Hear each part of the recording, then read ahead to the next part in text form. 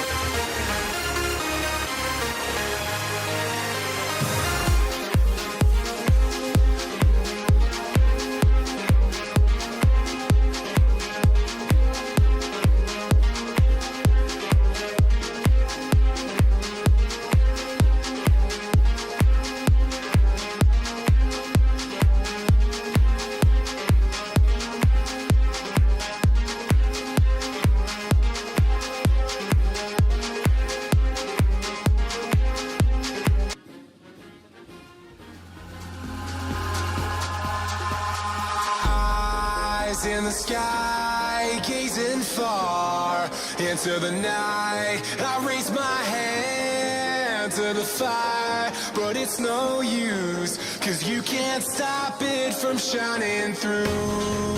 It's true, baby, let the light shine through. If you believe it's true, baby, won't you let the light shine through for you.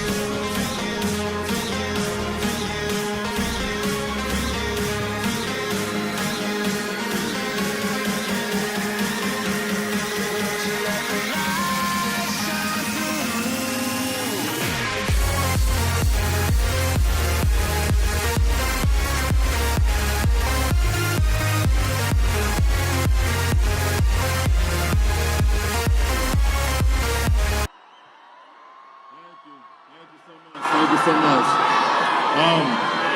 First of all, thank you for the applause. I mean, I know you guys are excited to see her. I didn't know you guys would be excited to see me too, but thank you.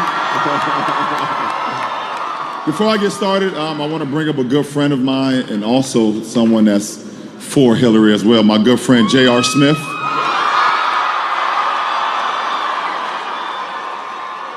And his beautiful daughter, Demi.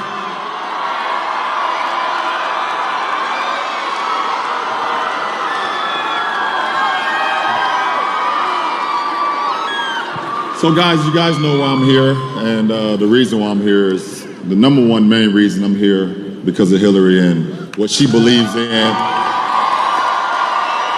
I want people to understand, now I grew up in the inner city and I know the whole notion of getting out and voting. And I was one of those kids and I was around a community that was like, our vote doesn't matter, but it really does.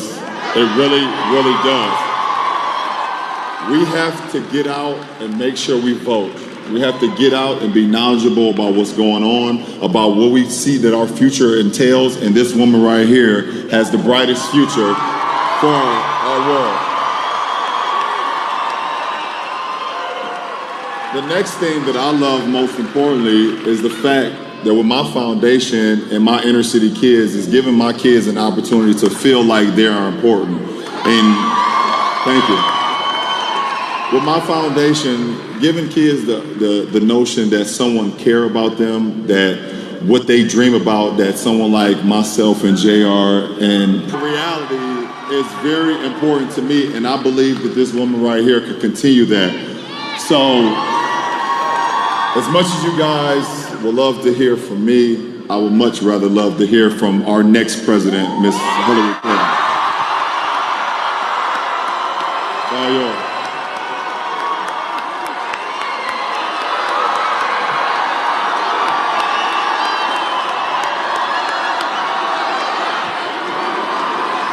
Oh my goodness.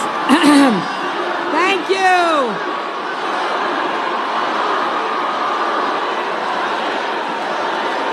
Thank you all so much.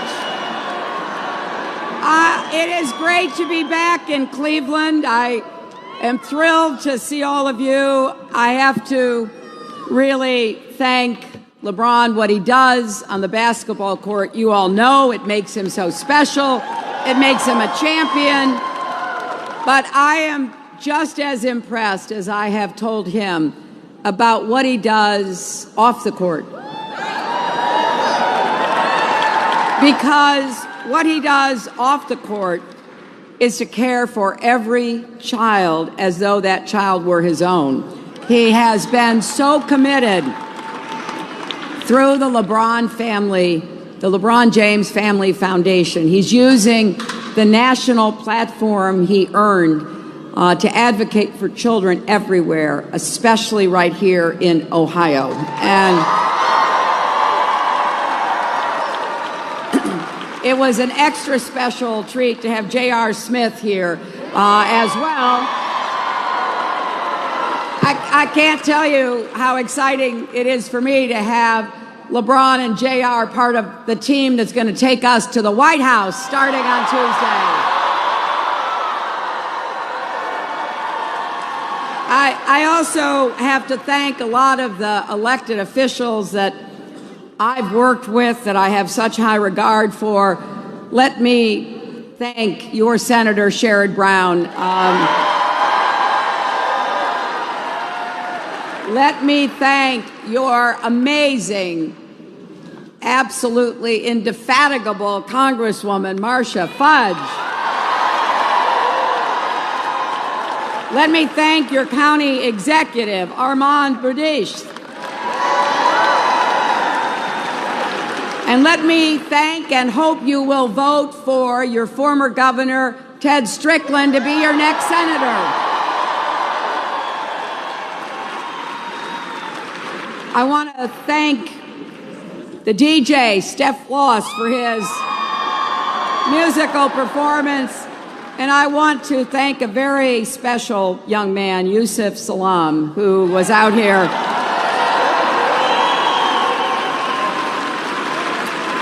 A young man who has turned what was a very bitter and unjust experience into an opportunity to try to help lift others up.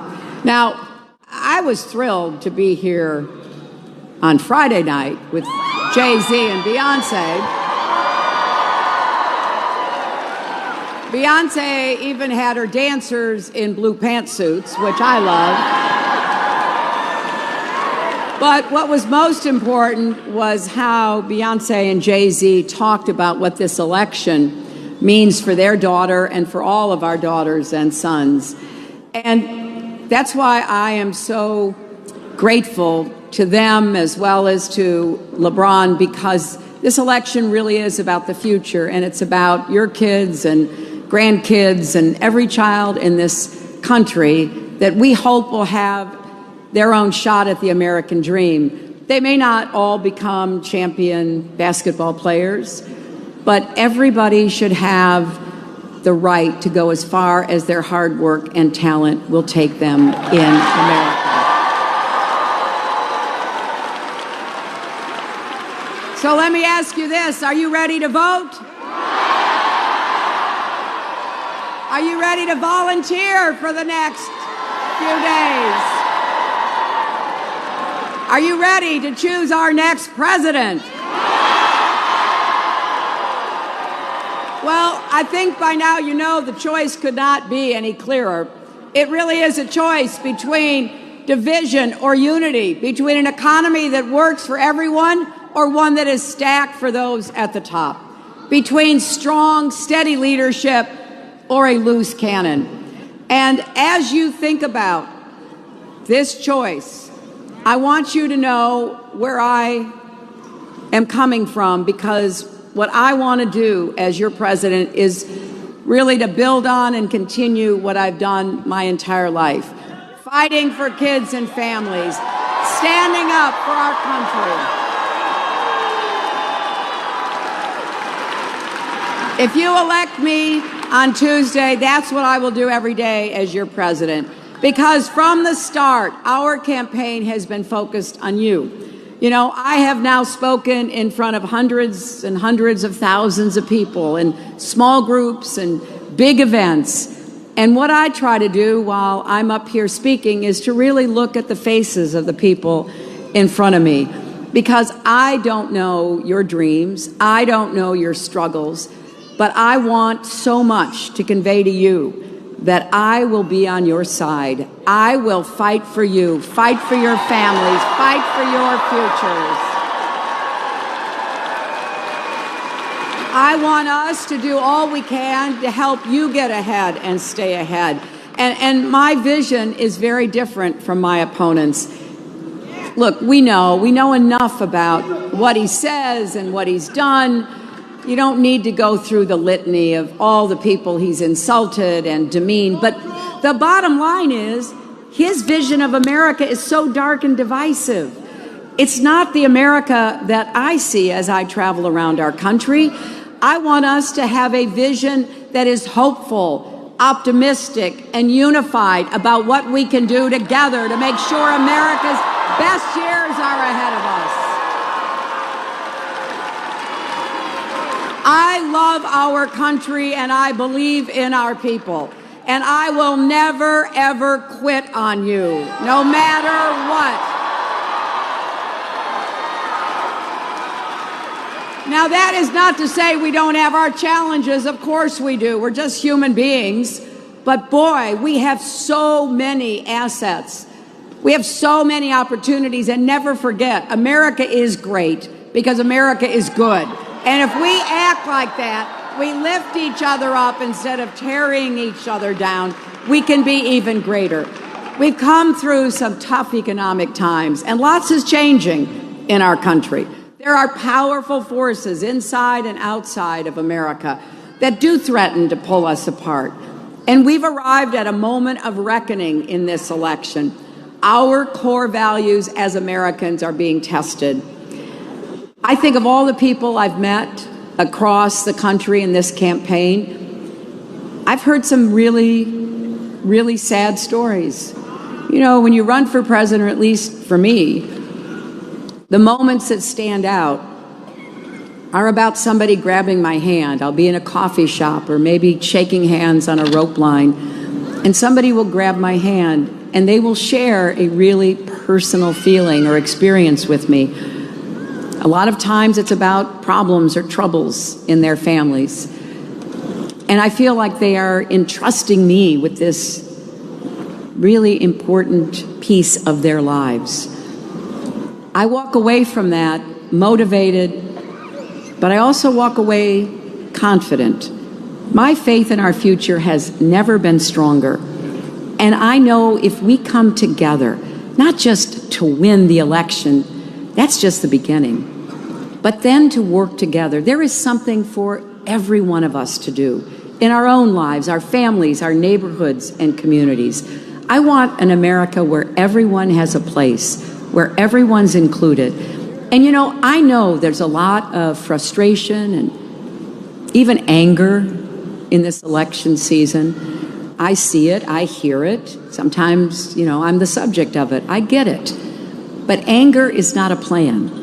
Anger is not going to get us new jobs with rising incomes that will create a strong, thriving middle class. I believe that we're going to grow this economy. We're going to grow it from the middle out and the bottom up, not the top down. That is what my opponent offers. And it might work for him, right? It might. But it's not going to work for the vast majority of working Americans. That's why I want us to have a big infrastructure jobs program. There is so much work to be done. Good, honest, honorable, dignified work. Our roads, our bridges, our ports, our airports, our tunnels, our water systems. And these are jobs that can't be exported. They've got to be done right here in Cleveland, in Youngstown, in Dayton, in Akron, in Columbus, in Cincinnati. And we're going to bring back advanced manufacturing to Ohio and elsewhere in our country. Now, some people, when I say this, they kind of, look at me like, well, that's not going to happen. It is going to happen. And I'll tell you, two of my strongest allies are going to be Sherrod Brown and Marcia Fudge, and I hope Ted Strickland when he gets to Washington. People say to me all the time, well, how are you going to get anything done? Won't there be gridlock? There will only be gridlock if people that are elected to represent you don't want to help you. It's not complicated, my friends. If they want to keep helping the wealthy, the powerful, and the well-connected, yeah, then we're going to have gridlock. Because I want jobs with rising incomes. I want people having a better shot at the future. And we are going to have more clean, renewable energy jobs to combat climate change and put Americans to work. And I want to be the best president small business has ever had, because that's where most of the new jobs will come from. And once we get these new jobs and we start producing more things in America, I want people to buy those things in America. Any of you see the debates? In that last debate, I pointed out that Donald Trump has bought Chinese steel to build his last two buildings. All the while, he's been running around Ohio talking about what a great advocate he's going to be for working people. He didn't have to buy Chinese steel. He didn't have to help employ Chinese steel workers. He could have bought good American steel made by American steel workers.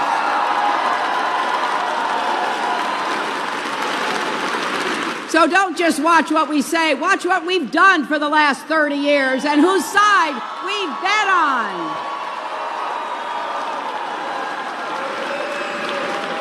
And we're going to make this economy fairer. Look, I really believe in hard work. That's how I was raised. That's the kind of family I came from. So I think everybody has to work. Everybody who can needs to work.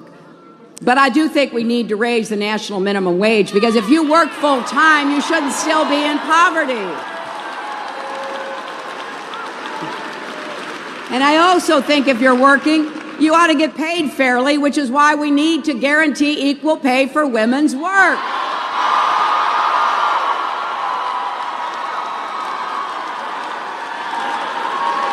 And, this is not a woman's issue. This is a family issue.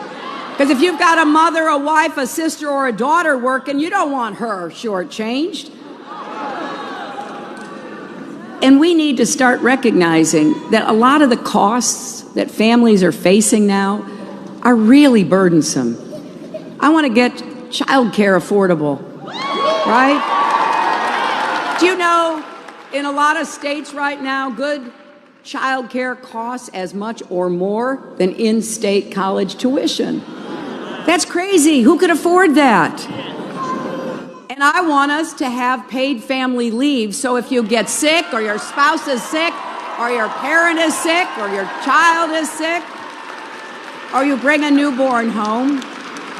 Now, I don't think these are luxuries anymore. I think these are all about rebuilding the American middle class. I believe it's all about respecting work, providing enough jobs for people to have a good future, getting incomes rising, making it work for everybody. And I have said I will pay for everything I'm proposing without adding a penny to the national debt, right? And that is in very stark contrast to my opponent, Because what I've said is I am not raising taxes on the middle class. Anybody making less than $250,000 a year is not going to have any tax increase while I am president.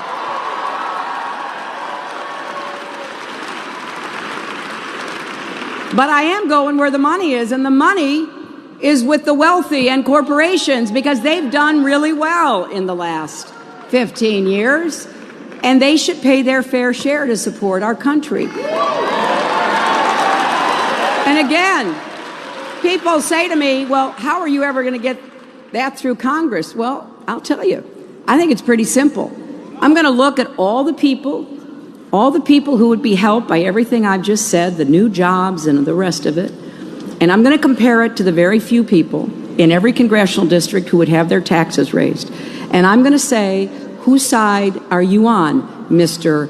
or Madam Congresswoman? Are you supporting the 5 people in your district who will have their taxes raised, or are you supporting the 500,000 people who will be benefited by what we're going to do together?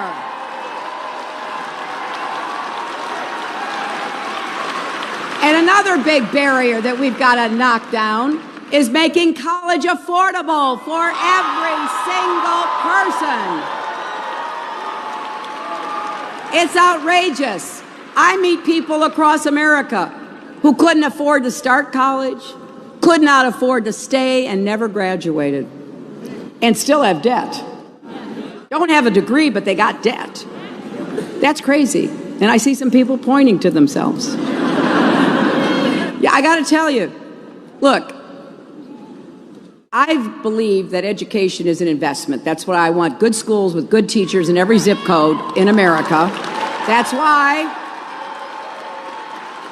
I want to get more technical education back into high schools, because I think there are a lot of great jobs waiting to be done by people who have the skills from high school or community college or apprenticeship programs. I'm going to do everything I can to lift up and honor hard work.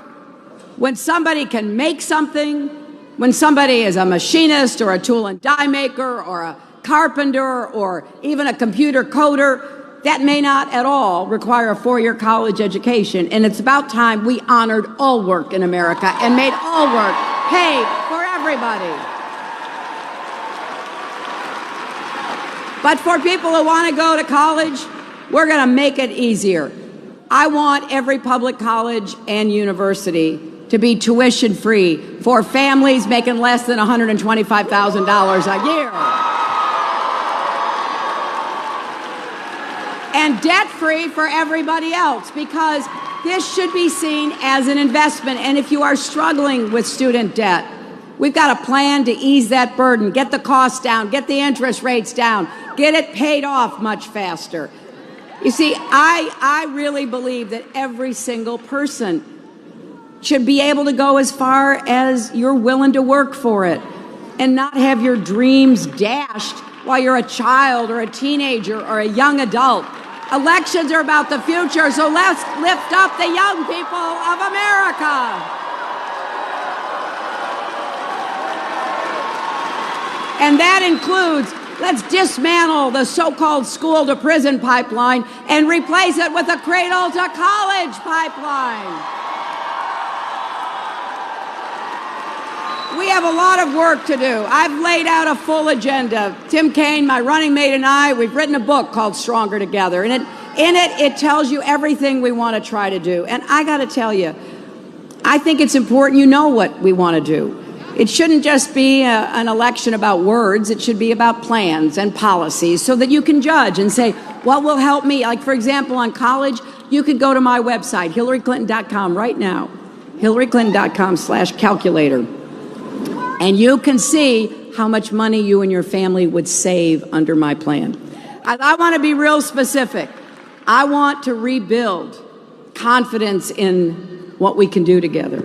It's not good for anybody that our democracy and our country are viewed so suspiciously, without confidence. That is how we govern ourselves.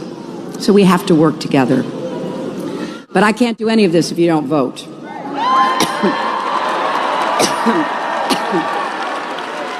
Now, so far, 1.6 million people in Ohio have voted. But we got work to do. So please, you've got to get out. You've got to get to the polls. You've got to take people to the polls.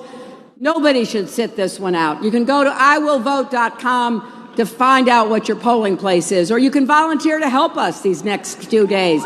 You can text JOIN, J-O-I-N, to 47246. And I'm really ready to get to work for you. This is about what we can do together. It's about the kind of future we can create and build. And it is an opportunity for all of us to be invested in a better, fairer, stronger America. I want us to do this together. I really do believe my slogan, Stronger Together.